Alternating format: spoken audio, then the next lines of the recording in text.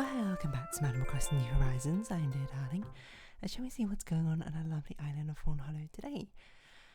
In a rather late night episode, honestly really is no reason for it, so I could say if I was like, oh, you know, it's because of something going on, you know, whatever, like I was busy, D&D, etc. No, not really. I just just didn't really. Anyway, so we're recording past midnight. So good evening, everyone. I'm here with a late night broadcast. Hope I can make it through this. Right now in Fawnhallow, it's 12:19 AM on what should be Tuesday, June 10th, 2025. Yeah, what are we gonna do? Oh, you know what I should talk about? Is I should definitely at least talk a bit about D&D yesterday. Turns out it was a very impactful session. A very big one with a huge reveal. It was kind of weird, I think, doing that reveal, because I think I mentioned this before, like, I feel like my mindset with DM is I'm still stuck in, like, Act 1 of a thing, being like, ooh, there's these secrets which I've got to hide and make sure that my players don't find out about. But I'm kind of forgetting that basically was the ending of Act 2 for that campaign, for that group. That's, like, in my eyes, that's basically halfway through the story. Like, they've got to be getting to some of the pretty decently big reveals at this point. I mean, they're like almost level 10. That's like halfway to the max level you can get in this game. So it's sort of like, it feels really weird giving it up, I suppose, in a way. Because I'm just kind of like, oh, you know, this is meant to be all hush hush and secret. And I'm like, wait a minute, it can't be a secret for literally ever. That doesn't make any sense. This circumstance really makes sense for it to happen. So it is very, very satisfying, I think, as a DM to basically do it, because one of my players had, and you know, and I very much love passionate reactions, you know me, as someone with very muted reactions to things. But I'll give you a TLDR of the story. But basically, one of my players is a warlock and was basically kind of highly pressured into a pact with a demon of some kind, technically a devil in this case, but you know, that's kind of like a subsidiary. I'm not going to delve too much into that lore, but that doesn't really matter for this.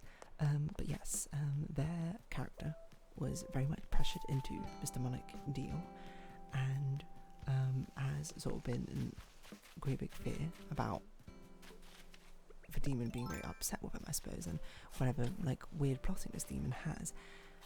But simultaneously, in the last session, they've been trying to find and hunt these demons, part of like this big demon legion. And oh, hello Celeste. These demon legions are very, very powerful. They are the most powerful demons, which is why they have like such a stranglehold, I suppose, over the like a demonic authority. And I'm not exactly sure what my player's perspective was on it. I assume that, like, to begin with, they thought that this demon was part of that legion, and then later on, one of the DMPC basically revealed, like, oh, these are the people we know in the demon legion, and that player's demon was not one of them. So I assume they thought it was like a sub-demon, or like a worker for one of those demons.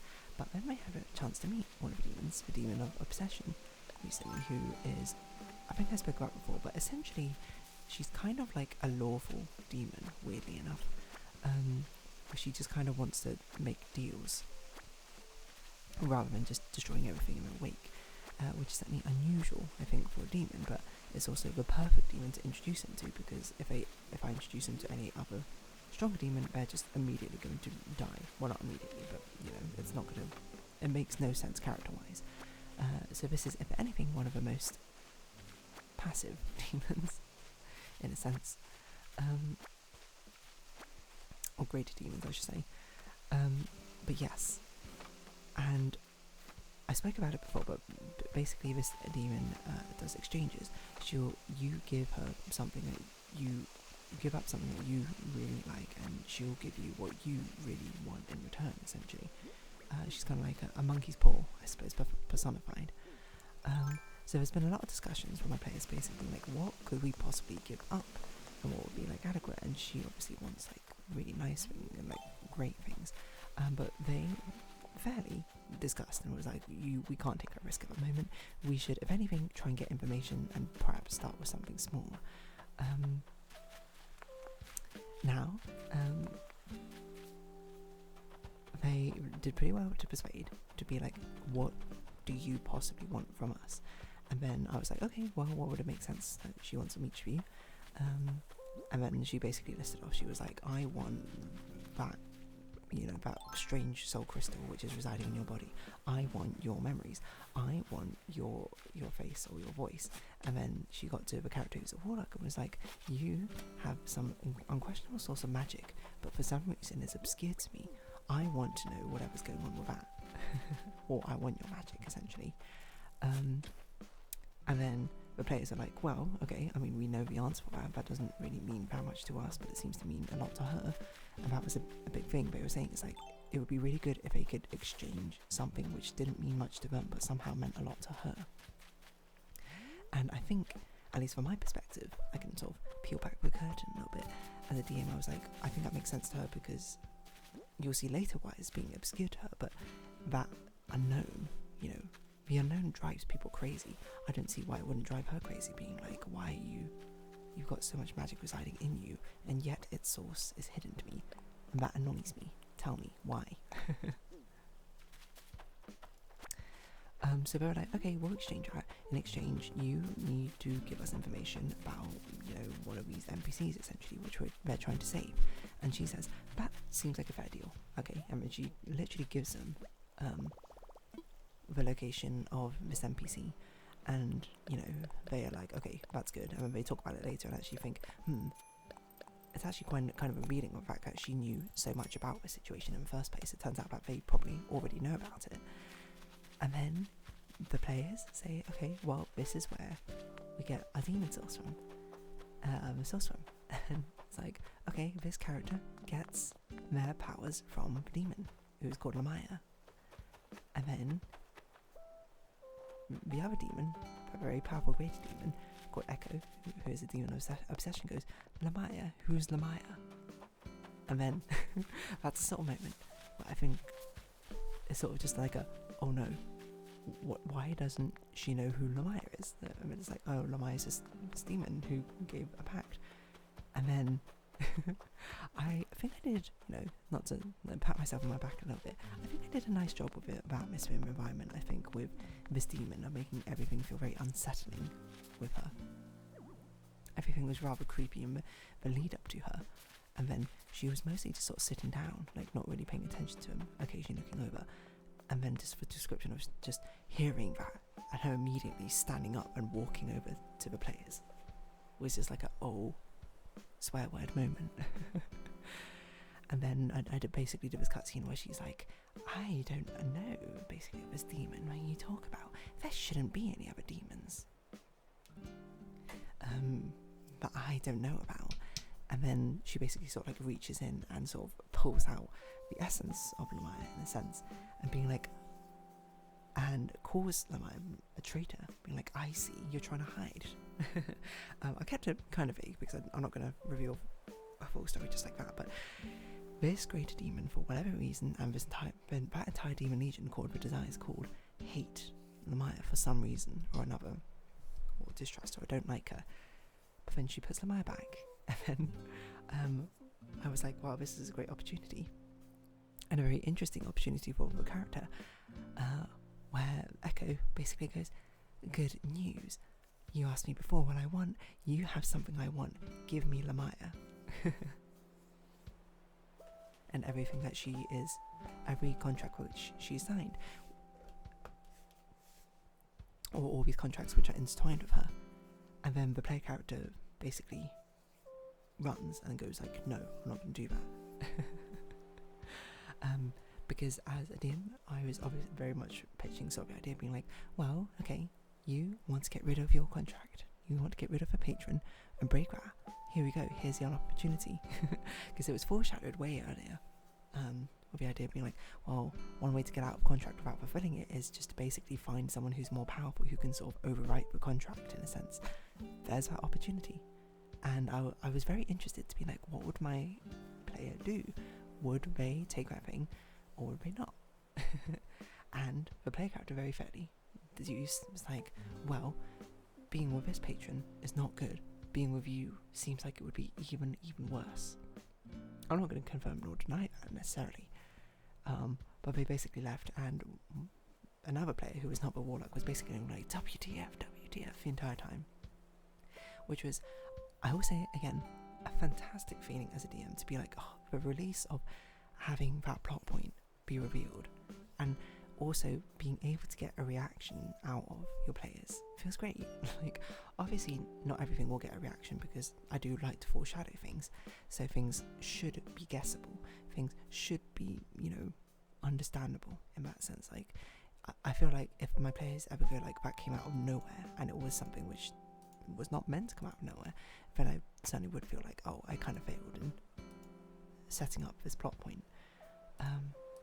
But it ended up being a fantastic moment where it was just like, oh my god, what are we going to do? What the heck? What does this mean? So yeah, I felt very satisfied with how this entire section, like the past few sessions have been absolute fire, I think. It's been absolutely great. So now they're sort of debating like, what can we do?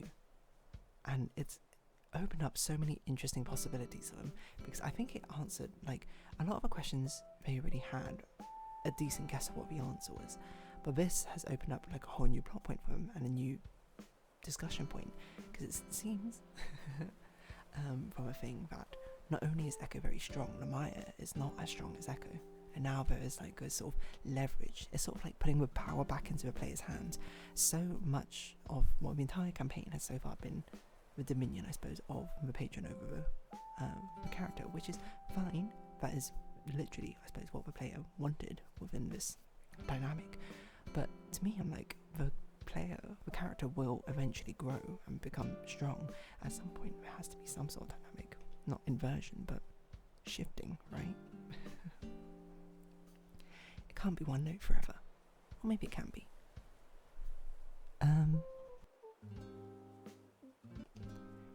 Sorry, a little pause. But yeah, it was a very nice sort of climactic moment, and felt like a nice sort of endpoint to Act 2. Because like the other campaign has basically had the end of Act 2 as well, but from like a big battle. And I was like, with this campaign, I was like, I'm not entirely sure if they're going to fight this enemy. They absolutely could, and they could win, I would say. It would be the hardest fight, I think, in both campaigns. They would have, like, she's probably the strongest enemy that either campaign would have had the chance to fight. But I think it's fully possible that we just had to plan around it and think about what their strategy might be. So yeah, like, it wouldn't be a fight which I'm like, this is impossible. It would be a fight where I'm like, you're gonna have to play well and probably get a bit lucky.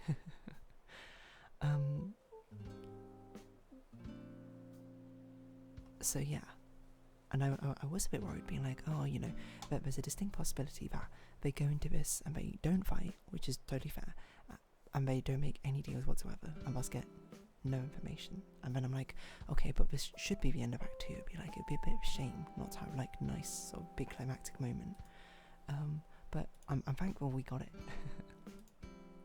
And it happened in such a sort of unassuming way, because it wasn't intentionally meant to be like that. But I was like, in my mind, like, I mean, this is how it works as a DM. Is obviously you don't think, oh, no matter what, like, I'm going to plan for any single possible thing they offer up. But in my mind, it was just like, if at any point Echo finds out about Lamaya, she is going to be unbelievably angry, and it will reveal Lamaya not being part of the Desire's Call and not being associated, and in fact seen almost as an enemy towards it. Because now it's very interesting, because I think it gives an interesting dynamic. Like, I planned this very, very early on for lots of different reasons, I suppose. Now I can actually talk about it to sort of peel back the curtain. Is I didn't want the player to be directly tied to what would have been the main antagonist of a campaign. I think that is an interesting tension, to have a character which seems to have a more villainous side, but to be directly associated with a BBG makes it feel weird, I suppose.